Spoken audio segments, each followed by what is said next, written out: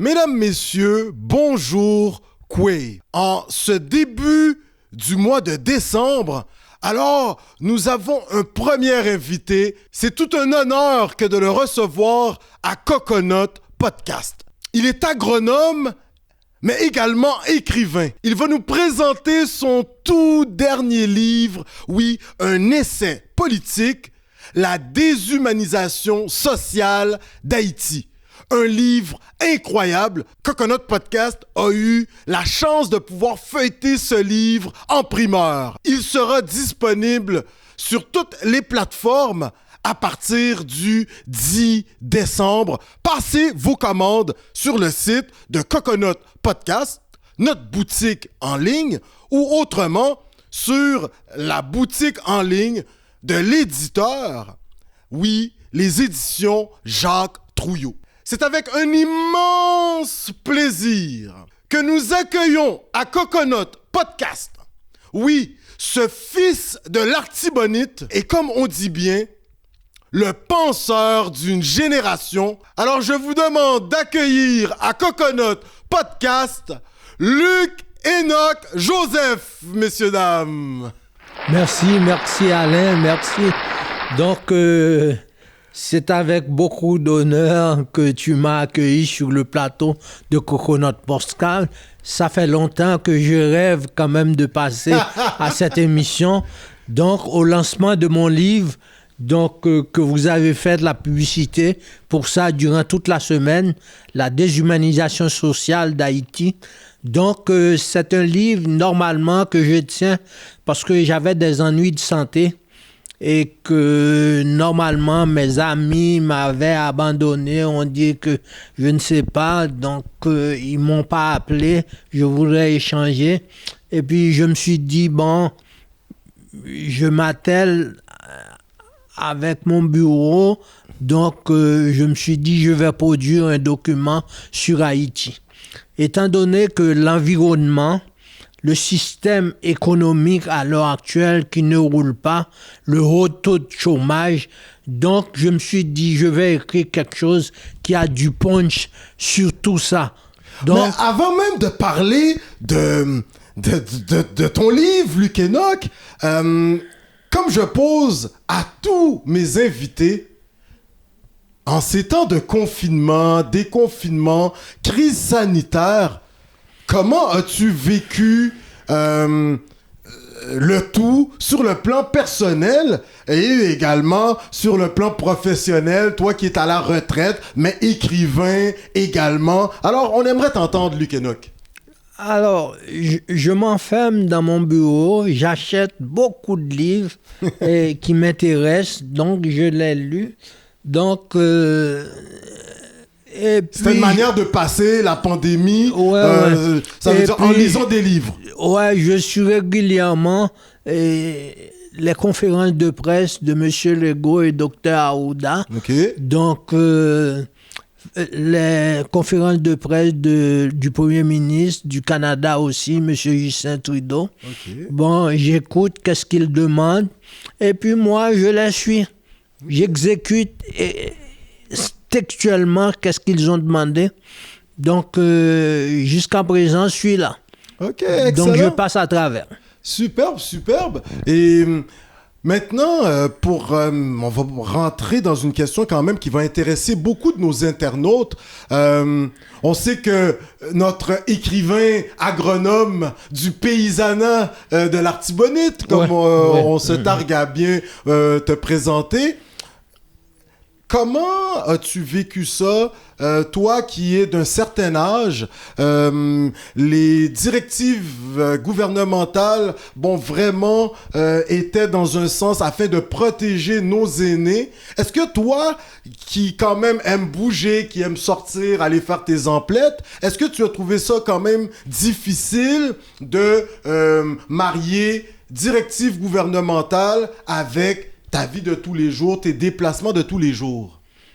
Bon, ce qui arrive, c'est qu'on était à peu près, c'est déclaré cette histoire de se confiner à partir du 14 mars. Hein. Ouais.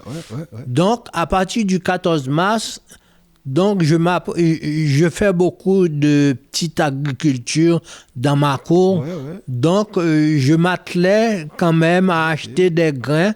Ok, Donc, super. cette année, j'ai fait une récolte formidable.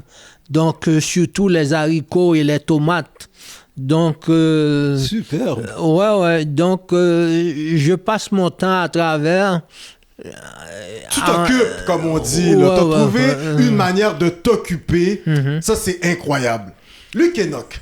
Alors là, pour ceux qui ne te connaissaient pas encore, car dans cette région d'Haïti, qui est en quelque sorte un département, tu clarifieras pour nous, l'Artibonite, en quelque sorte une province là, pour nous au Ouais, Québec, c'est un peu le grenier, n'est-ce pas, d'Haïti. On y retrouve vraiment les terres agricoles. Mais Luc Enoch, on va apprendre à te connaître. Alors là, d'après nos recherchistes à Coconut Podcast, tu es né en Haïti, d'où ton intérêt pour la chose haïtienne, la chose politique en Haïti. Dans le paysanat haïtien, je suis un vrai paysan. Je Ok. ne le cache pas. Et ça, Même si- oui, c'est ça. Peux-tu nous en parler? Le fait de t'affirmer en tant que paysan.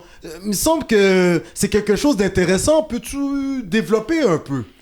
Oui, bon, à la rigueur, lorsque j'étais tout petit, donc j'avais un oncle qui m'emmenait au champ, m'apprendre à faire tout, à suivre tout, à observer. Comment il s'appelait cet oncle?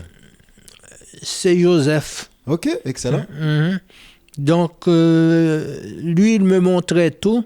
Et puis, lorsque je commençais par étudier l'agronomie, je confisquais toutes les terres de la famille entre mes mains.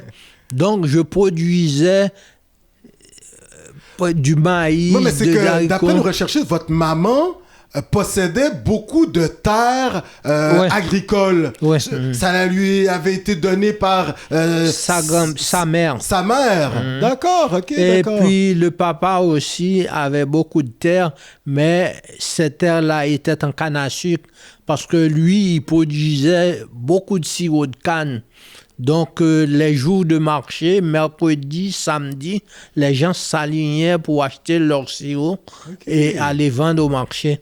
Super. Donc à la rigueur, j'étais tout le temps avec mon grand-père pour assister, qu'est-ce qu'il faisait. Nice, nice, nice. Et là, maintenant, donc toi, tu es né en Haïti, tu es du paysanat haïtien, ça c'est important, car tu es un intellectuel paysan, on peut Ouais, le dire ouais, ainsi. ouais. C'est incroyable ça quand même. Tu es né au Verrette. Verrette, une des grandes villes de Non, l'Artibonite. non, c'est un petit bourg. Ok, donc une bourgade. Ouais. Ouais. Est-ce que c'est une ville ou un village? Bon, je peux dire que c'est pas une ville, c'est une bourgade. Une bourgade, ok, excellent. Mais pas trop loin de Verrette, alors pour nos amis canadiens qui nous écoutent, pour les situer, ceux qui ont peut-être déjà été en Haïti, Mais- c'est pas trop loin de Sodo, c'est bien ça? Bon, c'est sur la route, le tronçon national qui relie les deux grands axes d'Haïti, la route nationale numéro 1 et la route nationale numéro 3. C'est le seul qui mène à Mirbalais, Pélig. Or, je suis sur la route. Ok, Ça, ok, tu vois, hein, mais juste comme ça, vous parlez de Péligre, Luc Enoch. Péligre, On sait qu'on a un barrage à Péligre. Ouais, Est-ce que c'est tu là, peux... Oui. c'est là que se trouve l'hydroélectricité de Péligre. Ok, Est-ce que super. tu vois?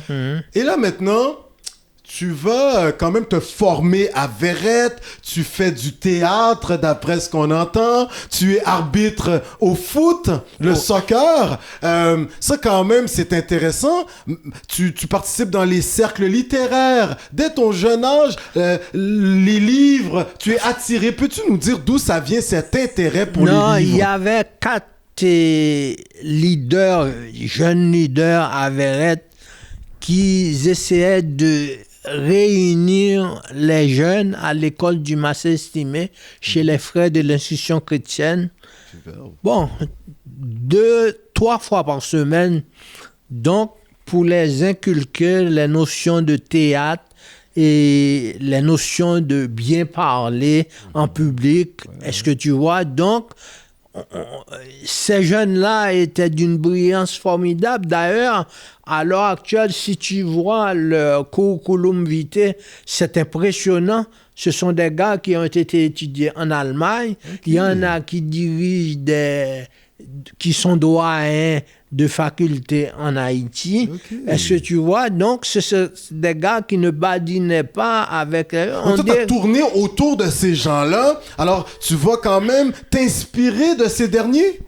Bon, je m'inspirais de ces derniers parce que eux autres, ils avaient une manière d'approcher le problème des jeunes, est-ce que tu vois, de nous inculquer certaines notions qui pourraient nous servir dans la vie. Mm-hmm. Donc, moi, j'ai fait l'expérience en arrivant ici, en participant dans des débats, surtout dans les assemblées délibérantes, okay. Donc le Code Morin, donc tout ça.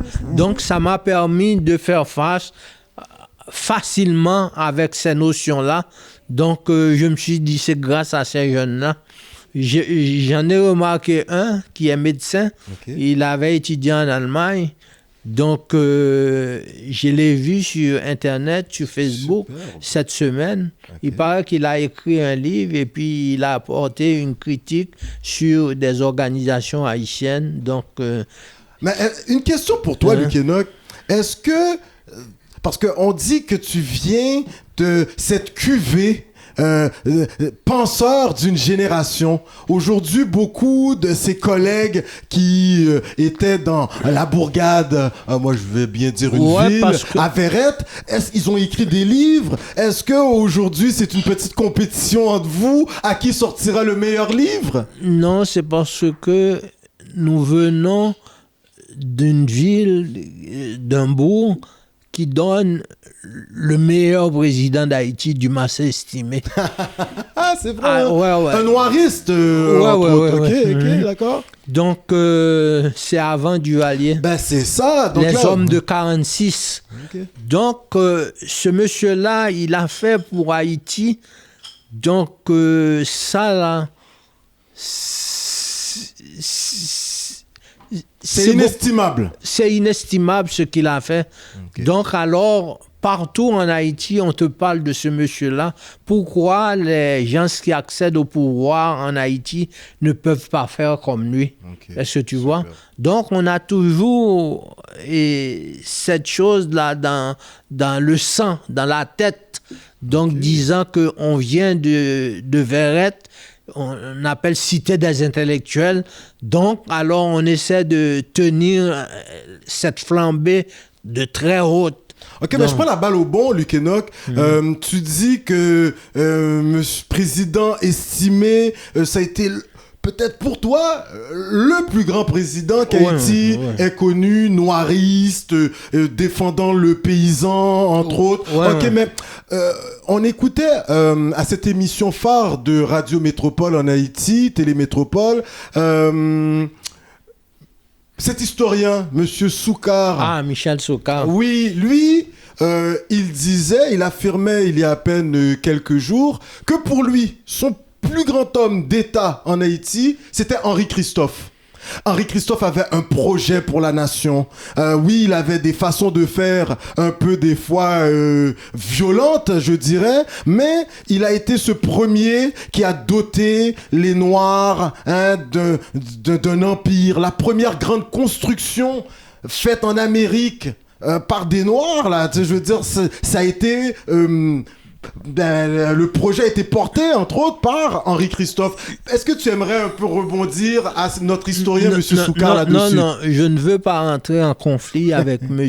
Michel Soukar, parce que c'est un historien chevronné. Donc, à l'heure actuelle, il fait des émissions phares, des émissions choc à Radio Métropole. Parfois, c'est Wendell, parfois, c'est l'autre, là, le nouveau, là, que j'aime bien, là. Donc, le nom m'échappe. Ça va, Donc, ce que Michel Soukar a amené, bon, le roi Christophe, c'est du passé. Il a construit la citadelle, il a fait pas mal de choses, et il a été empereur. Est-ce que tu vois? Mais estimé, c'est du passé. Oui, bon, estimé, c'est du passé, c'est 46. Donc, Christophe, c'était 1806. Ok, d'accord. À combien? Donc, on laisse ce débat à côté, donc on ne rentre pas de plein pied là-dedans.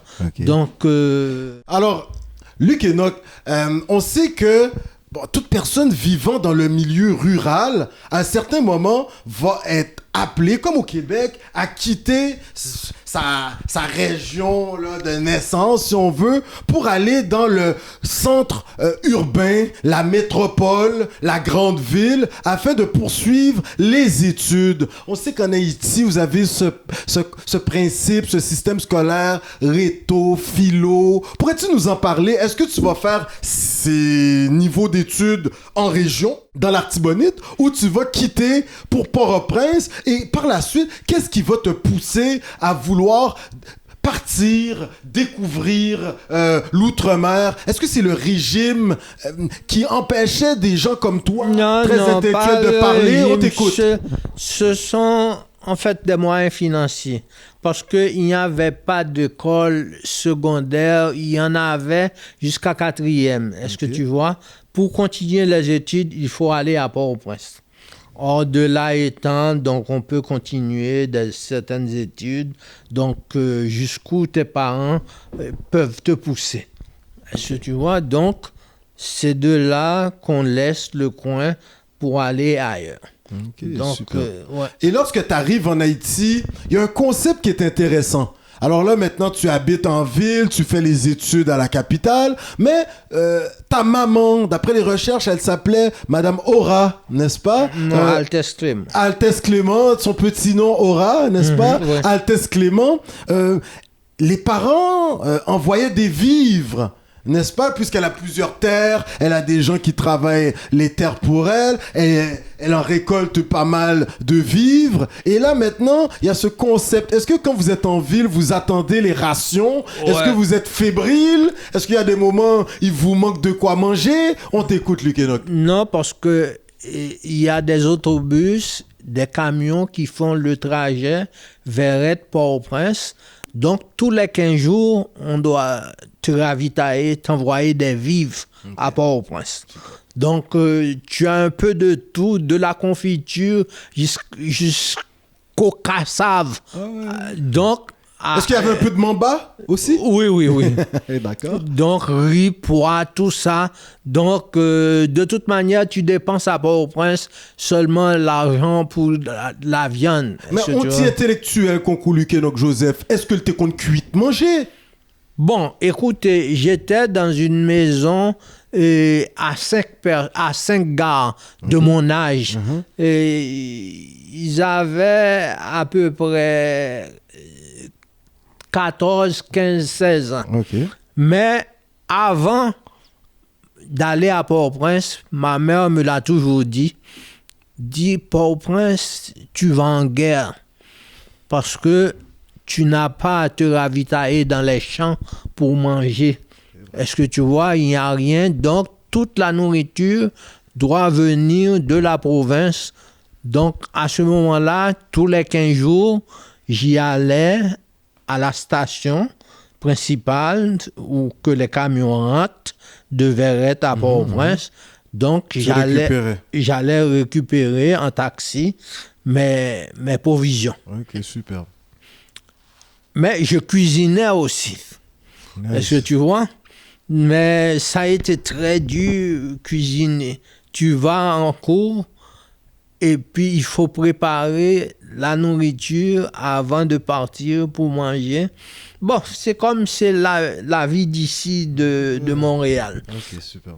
Mais là, maintenant, tu es à Port-au-Prince et ayant baigné, tu suivais grand-papa, ton oncle, entre autres, sur les terres agricoles de la famille.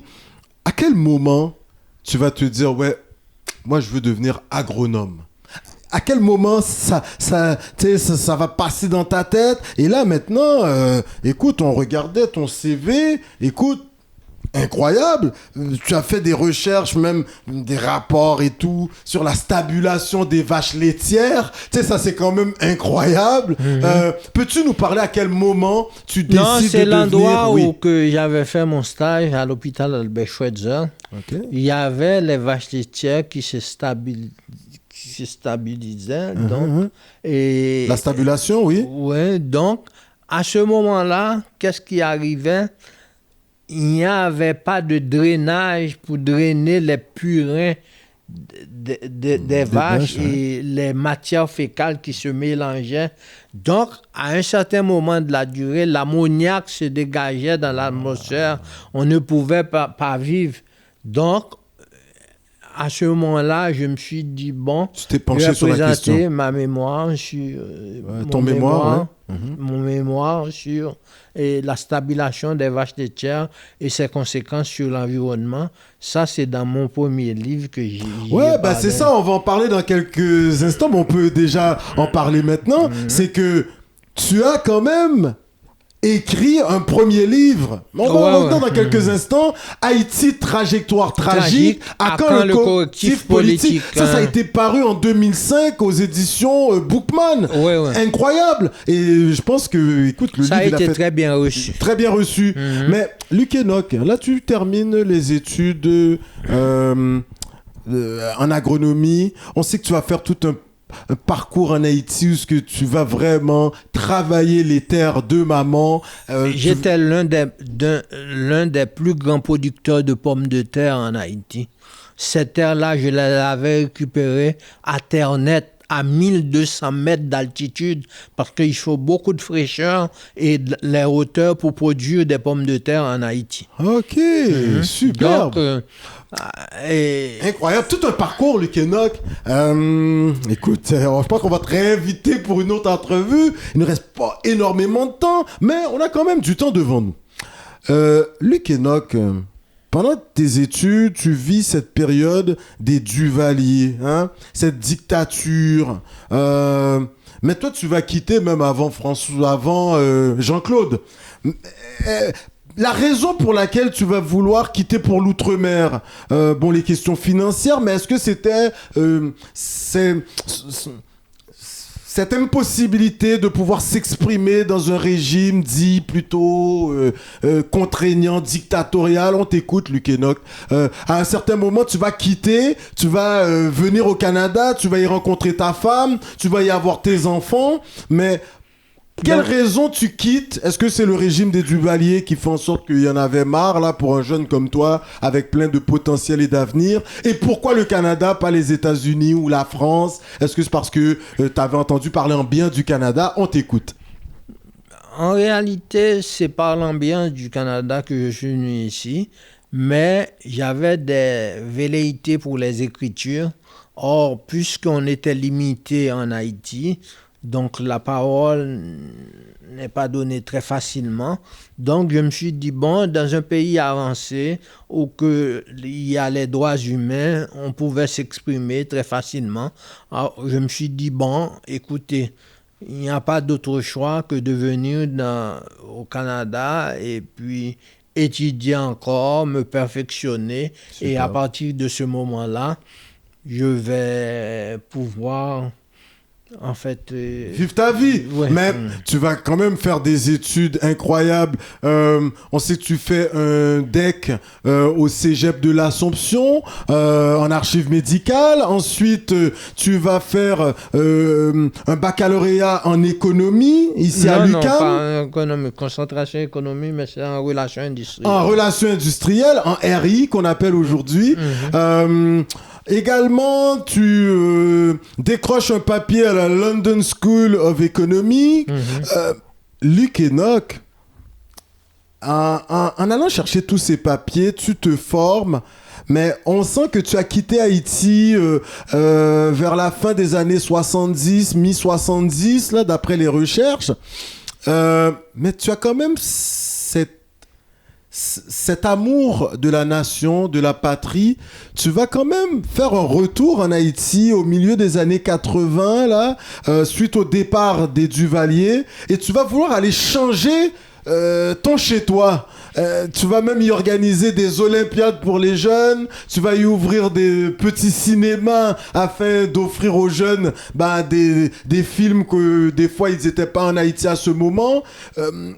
Nos recherchistes nous disaient que toi, tu avais tenté l'expérience avec les cassettes bêta, entre autres. Je sais pas, pour les plus jeunes, il y avait les cassettes VHS, les cassettes bêta. Ouais. Peux-tu nous parler de cette expérience en 1 minute, le fait d'avoir voulu te lancer en politique, en Haïti, et puis avec les instabilités politiques, ça s'est pas concrétisé. Ouais. Ce qui me sidère en Haïti, c'est la question des jeunes, le haut taux de chômage en Haïti. On dirait que c'est... Je ne sais trop pourquoi, je me pose encore la question, c'est pourquoi j'ai écrit ça dans ce livre-là. Comment voulez-vous qu'on instaure en Haïti un néolibéralisme? C'est quelque chose préconisé par 2 éminents économistes, David Ricardo et Adam Smith. Ils préconisaient l'effet de ruissellement. Donc, l'effet de ruissellement et le trickle-down effect, ça ne s'est pas produit en Haïti depuis 2-16 ans. Après 2-16 ans de l'indépendance, ça ne s'est pas produit en Haïti, l'effet de ruissellement.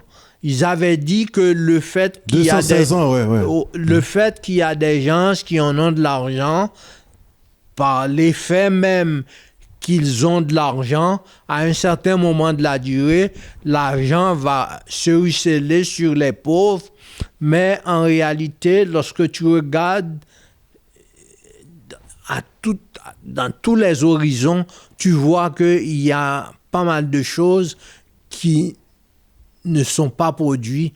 On dirait que la classe possédante se retire carrément du système. D'ailleurs, il y a quelque chose que j'ai souligné dans mon livre, le problème des 4C. Juste un instant, Luc Enoch. Messieurs, dames, alors, oui, nous avons l'immense plaisir de vous présenter en grande primeur cet ouvrage, mais écrit par Luc Enoch Joseph, La déshumanisation sociale d'Haïti, paru aux éditions Jacques Trouillot. Un livre, mais que vous devez de vous procurer. Il est en vente sur la boutique en ligne de Coconut Podcast, mais également sur la boutique en ligne des éditions Jacques Trouillot. Luc Enoch, tu as écrit ce livre, tu parles de cet effet de ruissellement en feuilletant le livre, en se préparant pour ton émission, pour ton entrevue. Si les riches ont certains moyens, cet effet de ruissellement, c'est que cette richesse devrait venir à se rendre aux différentes couches de la population. Ouais. Mais il a peur qu'en Haïti, la classe, comme tu les appelles, la classe possédante, l'argent reste au sein de cette classe et très rarement finit par se rendre jusqu'à la population. Mais que réponds-tu à Réginald Boulos? Par exemple, celui-ci, il dit, mais... Il dirait, mais Alain Joe, je produis pas mal d'emplois. J'ai créé pas mal d'emplois en Haïti. Alors, l'effet de ruissellement, j'ai participé. Que lui répondrais-tu? Non, la seule chose que je réponds, il y a la ASCO en Haïti, que je pouvais dire qui avait créé à peu près 3 000 à 4 000 emplois. Et on peut dire avec les paysans, les cabotiers, à Léogane, les paysans qui plantaient de la canne à sucre. Or, ce qu'on a constaté, c'est que à l'heure actuelle, le taux de chômage a augmenté dans le paysanat haïtien, dans Léogane, la plaine du Nord, parce que la canne à sucre, on ne produit plus de la canne à sucre en Haïti. Imaginez-vous, sur le temps de la colonie, on produisait 80 000 tonnes de sucre, 40 000 tonnes de café. Il y avait 3 117 cafetiers en Haïti, caféiers en Haïti. Donc, à l'heure actuelle, je peux dire, seul l'agronome qui travaille à Sainte-Suzanne, qui se démêle comme un beau diable, sans les moyens financiers pour essayer de faire la replantation des caféiers, parce que avant lui, c'était les rats qui faisaient, en transportant les graines, ça tombe et puis la plante se régénère. Donc, je trouve qu'il y a une irresponsabilité dans ce sens-là. Donc, c'est pourquoi ça me porte à écrire le livre. Et puis, Alain, je ne veux pas faire du coq à l'âne, mais il y a le problème d'environnement en Haïti. Là, ça me donne de l'ulcère. Donc, quoi qu'il y a j'ai écouté sur les ondes de Radio Métropole un ministre qui est embauché à l'heure actuelle. Moi, d'après ce que j'entends de lui, il parle de ETP, vaporisation, transpiration potentielle. Je vois que c'est un vrai technicien. OK. OK, donc... Haïti a besoin de gens capables, parce que... Ben, il y en a des gens capables en Haïti, soit c'est parce qu'ils se taisent. Mais les infrastructures peut-être ne sont pas là non plus, afin de les accompagner comme on pourrait retrouver dans certains... Non, comme je parlais des 4C tout à l'heure. Oui. Donc, ce sont les 4 piliers qui font fonctionner un pays qui veut se développer. Le premier C, c'est le capital institutionnel. Si les institutions ne fonctionnent pas, tu ne peux pas aller nulle part. Mm-hmm. Il y a le capital écologique. Imaginez-vous bien, d'après des recherches qui ont été faites par la communauté internationale en 2007-2008, en 2032, on va voir des nègres sur un rocher. Pourquoi? Parce que il y a 16 millions de tonnes de terre qui s'en vont à la mer par année après les saisons pluvieuses. C'est l'équivalent, c'est équivalent de 10 hectares de terre. Donc, on va avoir des nègres sur un rocher. C'est parce que toute la structure de terre arabe va partir à la mer. Il va ne rester que des rocs. Les arbres vont partir. Les 2 autres C? Hein? Les 2 autres C? Le capital humain. Uh-huh. Et il y a des saignées migratoires qui se font à longueur de journée. Ça ne s'arrête pas. Il y a 250 000 jeunes à l'heure actuelle au Chili. Ouais. Donc, c'est la force de travail qu'on peut dire lorsqu'on construit un pays. On recense les ressources disponibles. Donc, les jeunes, ce sont des ressources qui sont disponibles. Donc, moi, je n'entends pas cette phrase-là dans la bouche des dirigeants, là. Des politiciens haïtiens qui parlent, en fait, de population active. La population active, ce sont les gens en âge de travailler 15 à 64 ans. Ouais. Donc, on ne tient pas compte de ça. Capital humain et le dernier c'est? Le capital immatériel. Okay. C'est recherche et développement technique, technologique. Okay. Donc, il faut mettre tout ça ensemble pour que tu partes. Tu fais démarrer. Pour que tu fasses démarrer. Incroyable. Luc Enoch, alors tu tentes la chose politique en Haïti, mais il y a une instabilité politique qui fait en sorte que, tu vas laisser tomber la chose. Par la suite, tu vas quand même t'impliquer dans un mouvement politique. Là, pour nous, au Canada, c'est c'est un peu lointain, mais dans les années 89, 90, avec le Midge, Mid, c'était Monsieur Bazin qui était le chef de ce parti. Il était presque en tête à un certain moment, et vous allez avoir ce prêtre des bidonvilles qui va faire son apparition à la dernière minute, on pourrait dire. Pourtant, certains disent que ça fait longtemps qu'il travaillait la chose dans les bas quartiers. Parce qu'il y avait ce qu'on n'entend pas, l'église. Donc, ce sont les prêtres qui travaillaient pour lui. Okay. Donc, lorsque je suis arrivé sur le terrain, donc, je donnais des conférences, je participais. Il y a les jeunes qui m'entouraient le soir lorsque je sortais.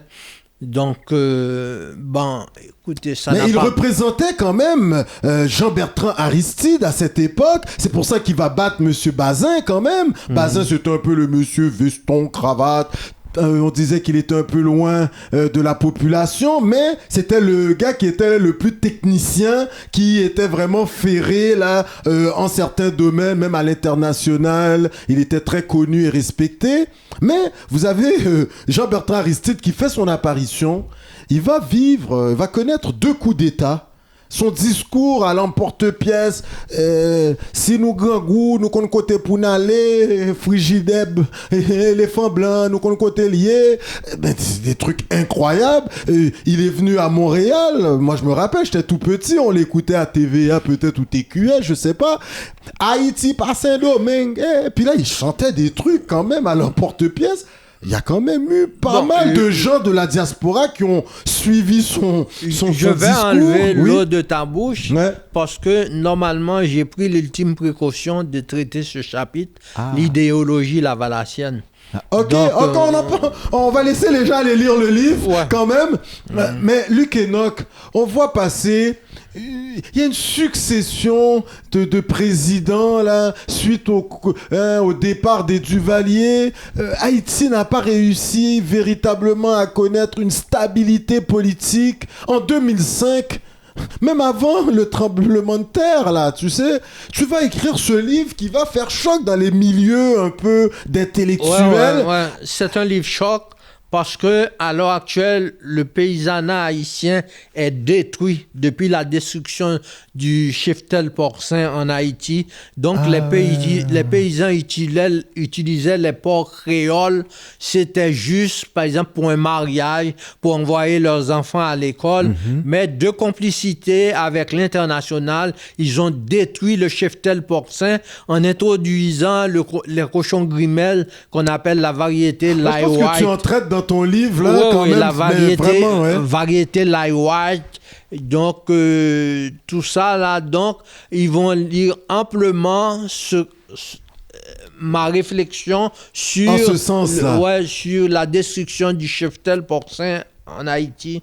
Ils ont éliminé sur un coup de tête en fait, les forces armées d'Haïti, quoique les forces armées d'Haïti ont donné à peu près 32 coups d'État en Haïti, mais c'est pas, pour moi, c'est une opinion personnelle, pour moi, c'est pas suffisant pour qu'on ait à détruire, comme si éliminer les forces armées d'Haïti. À l'heure actuelle, nous sommes en train de vivre avec les périls contemporains, le banditisme, le kidnapping. Mais on parle du banditisme, du kidnapping. Toi, tu as eu un frère qui a été officier dans l'armée haïtienne, capitaine Clément. Il avait même fait ses études aux États-Unis, entraînement des Rangers et tout. À cette époque-là, lui, il était même, à un certain moment, bon, il connaissait des gens, des léopards. Tu corriges pour moi, je suis né ici, Luc Enoch, mais... Il n'était pas dans les léopards, mais il connaissait, hein, oui. Oui, il connaît, il était dans les casernes des Salines. Casernes des Salines, ça c'est à Port-au-Prince, c'est ça? Ok, pas trop loin du Parlement parce qu'on avait... Palais National. Du Palais National, ouais. Écoute... À cette époque, il y avait un respect. Tous les jeunes, l'armée était peut-être même une voie de sortie pour certains jeunes. Aujourd'hui, on voit qu'il y a un certain retour avec ce corps d'ingénieurs, entre autres.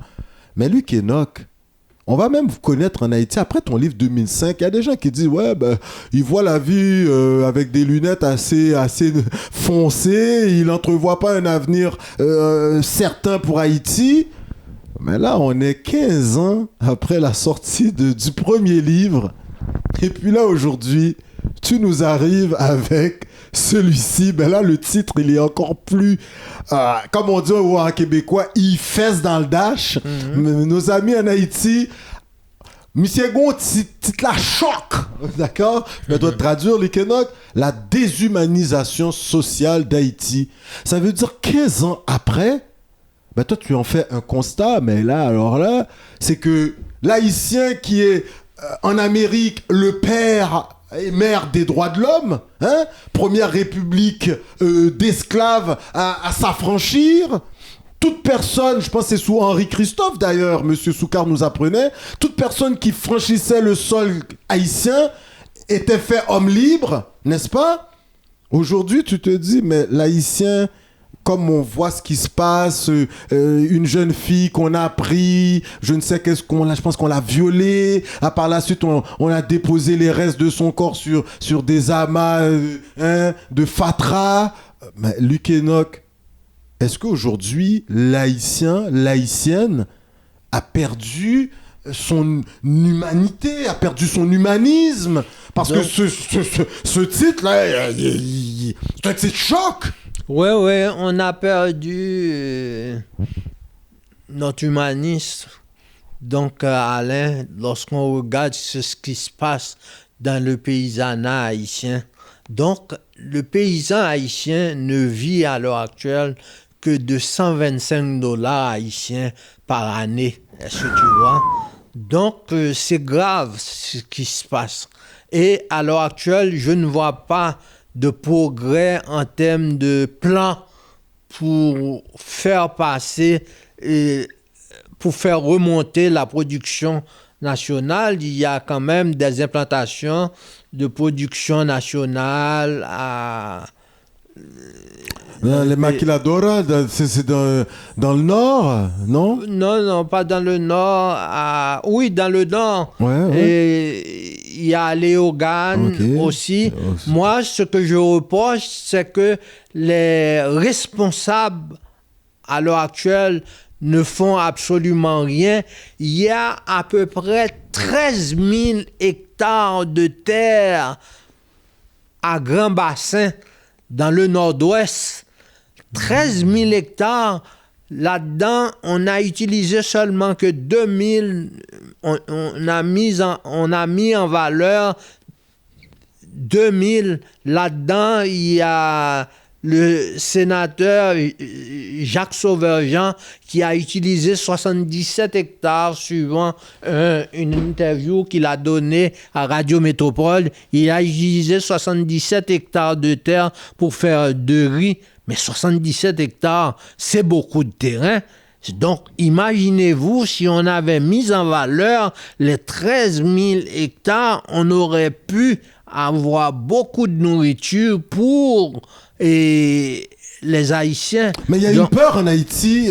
Plusieurs disent oui, l'agriculture, mais faut qu'Haïti fasse attention à ce qu'on appelle la monoculture. Est-ce que ça, c'est peut-être pas un danger pour Haïti? On t'écoute là-dessus. Oui, mais le problème, c'est que l'agriculture, normalement, c'est la loi de Ricardo. Parce que ce qu'il ne faut pas du tout confondre, c'est qu'il y a deux lois de Ricardo. Il y a la loi de Ricardo en économie, par étude comparative, et puis il y a la loi de Ricardo en agriculture, c'est la maximisation de la combinaison des facteurs de production. Vous avez la terre qui est le capital, les semences sélectionnées, les intrants, la lutte phytosanitaire, le saclage à temps. Donc, à l'heure actuelle, si on combine tout ça, on arrive normalement à un rendement optimum. Donc, c'est ce qui manque parce qu'il n'y a pas de régie agricole que j'appellerais moi-même office de commercialisation. Mais il y a l'ODVA qu'on retrouve. Non, ODVA, c'est pas la même. ODVA, c'est Organisation Développement Valais Atibonite oui. Qui plante de riz. Est-ce que tu vois? Mais ce qu'on constate, si vous me permettez, je vais élaborer pour 10 minutes encore. Il nous reste 7 minutes à l'entrevue. OK, pour 10 minutes encore, parce que ODVA plantait beaucoup de riz. Avant, c'était des variétés qui avaient de grandes hauteurs où il y avait beaucoup d'eau. Maintenant, on utilise des riz variétés naines. Pas besoin de beaucoup d'eau, quoi. Pas besoin de beaucoup d'eau et puis très basse. Donc, tel que Tifidel, Madame Gougous, est-ce que tu vois, c'est ce type de riz-là. Mais ne voilà-t-il pas, ces riz-là, c'est issu de 2 croisements de riz, une variété renommée pour sa succulence, une variété renommée pour sa résistance à la maladie. On les a croisés ensemble, ça donne un hybride. OK, mais... Oui, vas-y. Il n'y a personne qui a dit aux paysans de ne pas faire de sélection massale sur les variétés de riz hybrides, comme on a l'habitude de faire autrefois sur le Repsoro, est-ce que le Buffalo. OK, mais c'est ça qui est intéressant, parce que le paysan cultive le riz, Luc Enoch, mais... Haïti, les rizières, il y en a quand même, on produit du bon riz en Haïti, mais souvent ce riz, il est destiné aux marchés dits internationaux et pour d'autres pays. Le bon riz n'est pas consommé par la population locale, comme le café. Haïti est ce pays, lors du commerce triangulaire à l'époque, le café, on a encore de l'excellent café, mais... c'est pas la population qui en profite nécessairement. On sent même qu'il y a, tu pourras nous éclairer là-dessus, il y a une mainmise.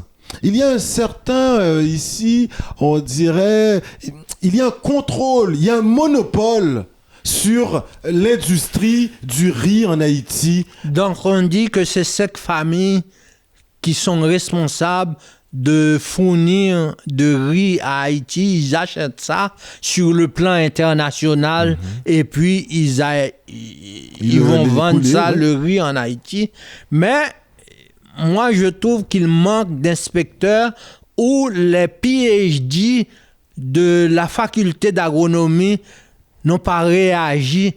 Pourquoi? Parce que ce sont des riz qu'ils ont achetés, qu'on produit par étuvage. Est-ce que lorsqu'un riz est produit par étuvage, qu'est-ce qui arrive? On est obligé de le blanchir. Donc, lorsqu'on le blanchit, on blanchit ça avec la poudre de talc.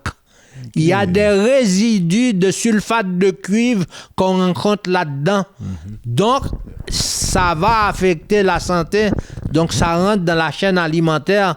Donc, il n'y a personne qui lève le petit doigt pour dire ces riz-là, le riz cargo, le riz par étuvage, on ne les accepte plus en Haïti parce qu'on doit protéger sa population. Est-ce que tu vois? OK, mais au niveau du paysanat, il y a une déshumanisation parce qu'on sent que les conditions ne sont plus les mêmes. Même également, suite au tremblement de terre, tu as beaucoup de gens qui avaient quitté la région. Moi, non, j'appelle ça, je suis canadien, j'appelle ça la région, le milieu rural, et qui s'étaient dirigés à la capitale. Maintenant, n'arrive-t-il pas que leur maison a été détruite? Alors, ils se doivent de revenir dans leur petite bourgade, mais des fois avec certaines mœurs venant de la capitale. Peut-être un banditisme mieux développé sur la capitale. Alors, ils ramènent un peu, comme je dis, ces mœurs sur les zones rurales. Est-ce que ça également... ça n'a pas déstabilisé le paysanat habitué à une certaine quiétude?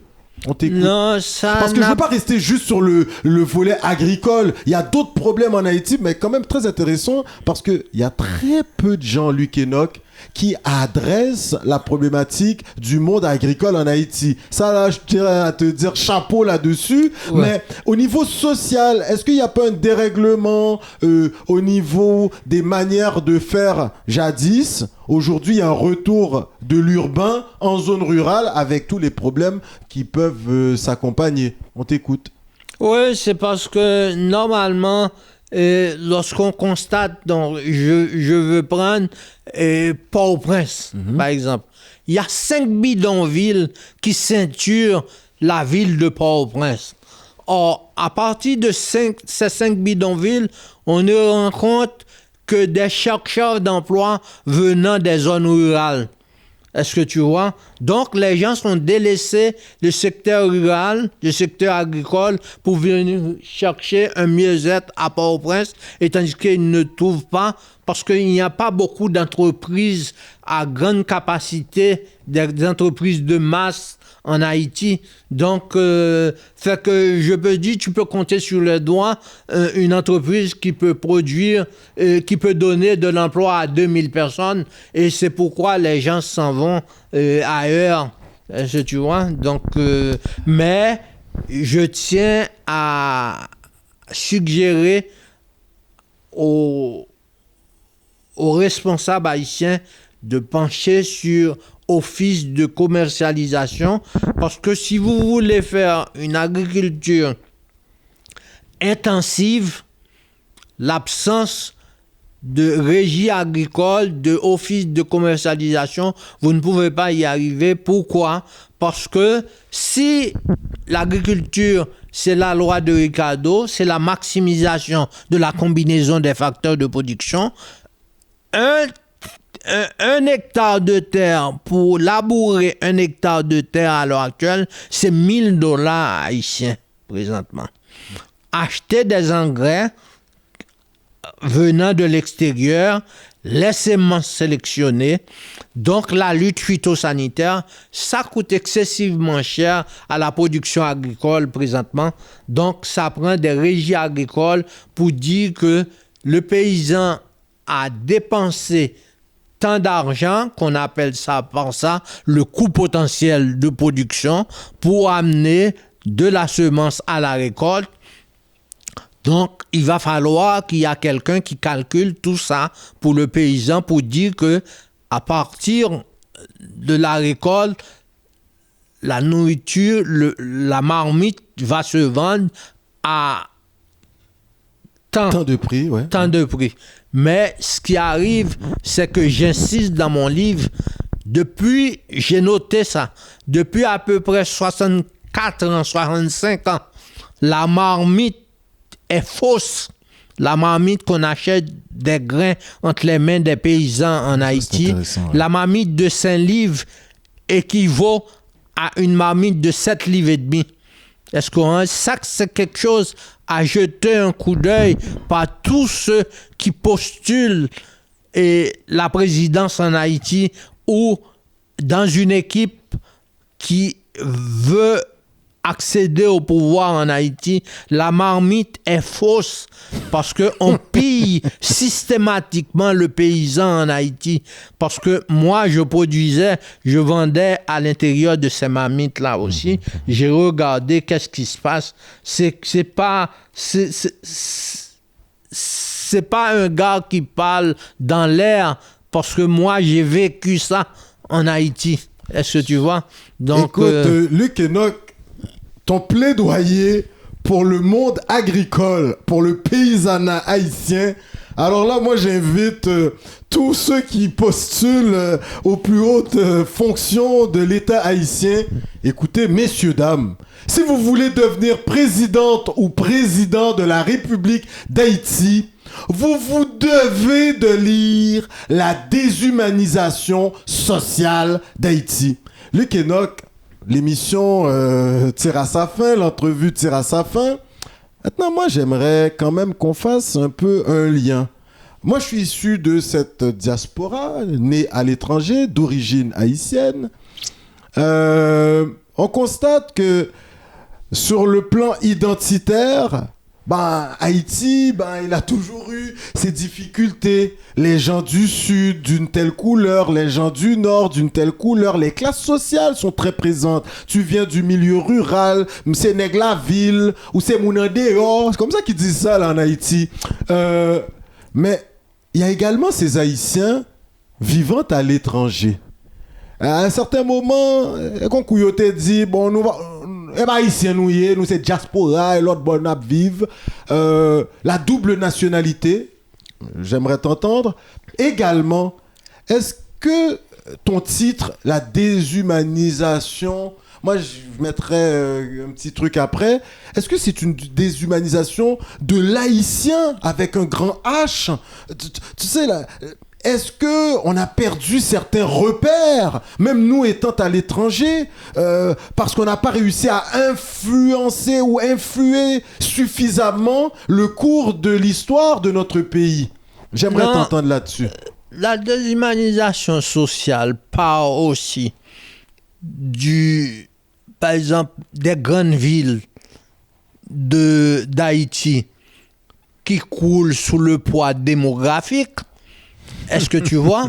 Donc, un gouvernement qui monte, qui ne contrôle pas la démographie, c'est comme si en créole, c'est laver main à terre. Parce que tu n'auras pas assez d'argent pour construire des écoles, pour construire des hôpitaux, parce qu'il faut freiner l'explosion démographique en Haïti.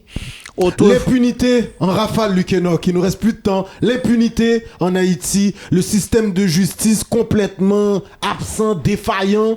On t'écoute en 15 secondes. Bon, le système d'impunité, là, donc il faut qu'il y ait une volonté politique pour transformer les choses. Parce que si les institutions ne fonctionnent pas, même les investissements étrangers ne rentrent pas.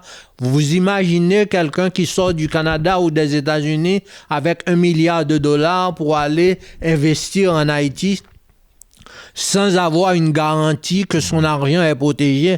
Donc, il ne viendra pas. Et la corruption, Luc Enoch? Bon, la corruption, il y a des... Le bac-chiche, hein? Le bac-chiche, là, ouais. J'ai traité quelques chapitres sur la corruption là-dedans. Donc, si on veut avoir quelques éléments d'information, d'où ça vient, parce qu'on publie un livre où l'on parle de la corruption.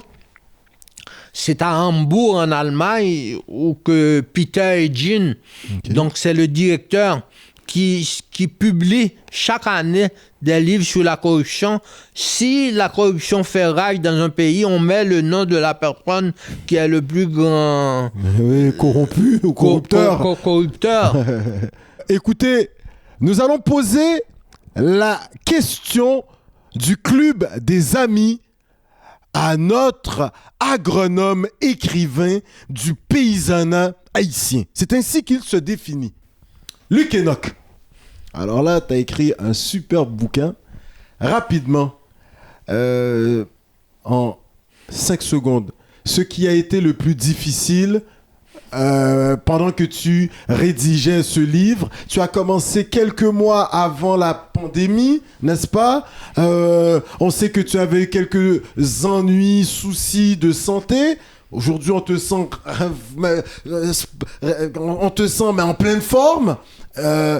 Écoute, surmonter ce que tu as surmonté pour écrire ça, là, écoute, 238 pages, comme il faut, des informations, on voit que tu es une encyclopédie sur pied. Luc Enoch, quand les gens de ta bourgade, comme tu dis bien, tu les recroises sur Facebook, ils entendent que tu sors ton 2e livre après tes difficultés que tu as connues. J'aimerais t'entendre, Luc Enoch. Donc, en 5 secondes, ta difficulté quand tu as écrit le livre. Ouais. On ne dit jamais 2 sans 3. Donc, je pense que je vais venir avec un troisième. Ok, donc il n'y a pas eu trop de difficultés. Non. Ça, là, c'est quelque chose depuis que j'étais en Haïti et puis je suis arrivé ici. J'ai siégé dans des comités où que j'étais tout le temps secrétaire. Donc, j'ai la latitude quand même d'écrire, de la rédiger. Facilité. Nickel. Également, oui, Luc tu me Enoch. posais la question, est-ce que tu peux me rappeler, rafraîchir ma mémoire? Exactement. Je te disais ce qui a été le plus difficile, mais également un de tes bons moments en écrivant ce livre. Le fait que tes anciens étudiants te recroisent, les gens de ta bourgade qui viennent te féliciter sur Internet. Un moment là où ce que tu es fier, est-ce que c'est quand tu as reçu l'ébauche, ton livre entre les mains là? J'aimerais t'entendre. Ouais, c'est... Allez, tiens-le, montre-le à la caméra là, on aimerait te voir. C'est ça là, lorsqu'on a fait... la photo de Nec Marron, la pochette, là. Donc, je me suis dit, c'est ça que je voulais. Et ça a été fait, la pochette, par Coconut Podcast, entre autres, Olivier Lavoie-Laroche. Donc, écoute, c'est Coconut Podcast qui gère la sortie de ton livre, les gens qui veulent t'avoir en conférence ou autre, ils passent par la maison d'édition ou par Coconut Podcast. Luc Enoch, écoute, si tu as un truc à partager avec les Haïtiennes et Haïtiens qui t'écoutent, qui ont quitté leur pays comme toi et qui se retrouvent en terre étrangère. Oui. Moi, je dis qu'il faut sauver Haïti en plantant des arbres. Et normalement, si je regarde dans les 150 ans de Port-au-Prince, un livre produit sous la direction d'ingénieurs Oli, donc qui dirigeait en fait les 150 ans de Port-au-Prince, c'est Préval. Lui, il a mentionné ces 20 millions d'arbres qui sont coupés par année par, premièrement, la blanchisserie, la boulangerie et le charbon de bois. Donc, c'est trop parce que l'arbre, que j'ai insisté là-dessus, que fait l'arbre? L'arbre absorbe du carbone, de monoxyde de carbone pour absorber ça et rejette de l'oxygène. Est-ce que tu vois? C'est par l'arbre que l'eau doit venir. Assurément, si on ne plante pas d'arbres, eh bien... Mais la population ne respire pas. La population ne respire pas bien. Et ensuite, deuxièmement, il en manquera d'eau à l'avenir sur l'île Haïti. Imaginez-vous, avec cette situation que Haïti traverse, pourrait-on ne pas avoir d'eau? Donc, c'est grave. Il va falloir installer des usines de dessalaison, là. Non, des usines de dessalinement. Donc, le monsieur qui est mort, là, Kadhafi l'avait fait, ça coûte un bras. Et je pense qu'il y a une seule usine en Florida qui essaye qu'on répète l'expérience de Kadhafi. Ça coûte excessivement cher. Alors, donc, Luc Enoch, il faut continuer à planter d'arbres en Haïti. Je pense que la balle est dans le camp des autorités haïtiennes. Donc, ça, là, il faut le faire très vite parce que sinon, c'est la terre qui s'en va. Et imaginez-vous, lorsque les cyclones arrivent, on n'a pas des rideaux forestiers donc pour casser la force des vents. Donc, moi, je trouve que c'est un pays qui est lâché à l'abandon. Mais tout de même, avec ton ouvrage, Luc Enoch, tu offres des solutions, tu suggères une réflexion qui se doit d'être faite. Écoutez, vous venez de suivre l'entrevue, vous avez des données afin de relever votre bourgade en Haïti, de partager ces données avec les futures dirigeantes et dirigeants du pays.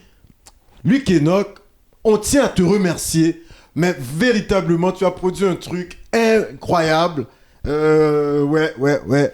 Bah écoute, la francophonie en son entièreté t'écoute et Vérétien ak Vérétienne ap koute yo. Et moun qui sorti l'Artibonite, tes voisins de Saint-Marc.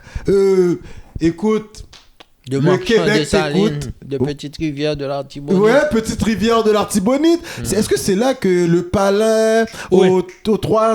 Comment 65 portes. Ouais, écoute, pas mal, excellent. Alors, Luc Enoch, en s'en allant vers Gonaïve, c'est bien ça? Ah, très bien. Luc Enoch, tes remerciements, ton mot de la fin. Écoute, les internautes t'écoutent. La parole est à toi. Bon, Alain, je te remercie du fait que vous m'avez passé, vous deux là, dans le Coconut Postcard. Donc, c'est une visibilité hors norme. Donc, je pense qu'il y a pas mal de gens qui étaient à l'écoute et qui ont écouté mes suggestions, oui. Donc, que j'ai développé énormément. J'ai pas mal de choses. S'il y a des amis qui veulent discuter de l'agriculture, surtout en Haïti avec moi, je suis très ouvert. Vous pouvez poser n'importe quelle question qui vous bouleverse, de la chimie à X.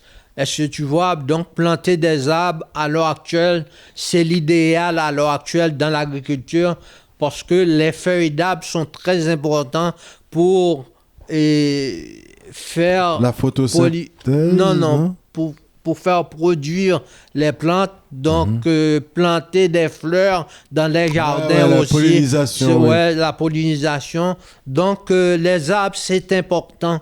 Donc, il faut essayer dans la mesure du possible. Luc Enoch, on t'entend parler des arbres, de l'environnement et tout.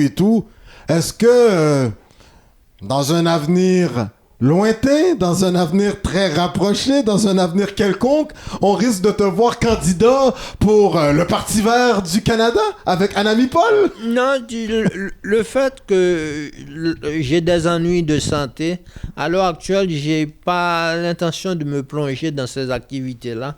Je peux écrire, est-ce que tu vois, donner des suggestions, mais pas me lancer parce que... Ça demande beaucoup d'énergie. Super. Ben, écoute, Luc Enoch, on te remercie énormément d'avoir été avec nous à Coconut Podcast. Écoute, hier soir, tu faisais le lancement de ton livre, mais un lancement incroyable. Écoute, des invités, là, on en a eu, là, écoute. Merci à tous ceux qui étaient présents au lancement de ton livre. Aujourd'hui, tu le présentes aux adeptes de Coconut Podcast. Le Québec, beaucoup de gens vont découvrir un livre incroyable et surtout un penseur d'une génération. Merci à toi, Luc Enoch Joseph. Merci Alain, merci Olivier. Ok. Merci. Alors, au plaisir, à la prochaine. Messieurs, dames, oui, nous étions avec Luc Enoch Joseph, le penseur d'une génération, cet agronome, écrivain du paysanat haïtien. C'est ainsi qu'il se définit, un livre pour tous ceux et celles qui réfléchissent à la chose haïtienne, mais tous ceux également qui veulent se lancer à la présidence, disons-le ainsi, en Haïti, un livre de chevet. Messieurs, dames, je vous remercie énormément d'avoir été avec nous. Et pour ceux qui ne le savent pas, Luc Enoch Joseph, oui, c'est mon père. C'est un honneur, écoutez, que de passer en entrevue son papa. Il y a tellement d'informations dans son cerveau que par moments, je suis obligé de le couper un petit peu.